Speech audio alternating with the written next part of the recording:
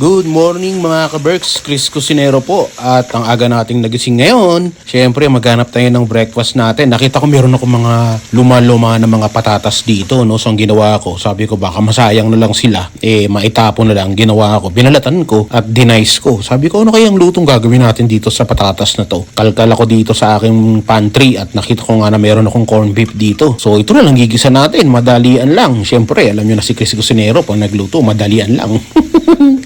So, ginisa ko lang tong ating corned beef. Tapos nilagyan ko lang siya ng siling pula, saka siling green, syempre, para medyo maanghang-anghang itong ating pagkain, no? Tapos lagyan natin ng konting tubig kasi medyo dry siya ng konti. Hindi na tayo gagamit ng rice para sa ating breakfast. Ito na mismo, corned beef at patatas lang, solved na. So mga ka-Berks, kain na tayo. Yan lang ang ating breakfast.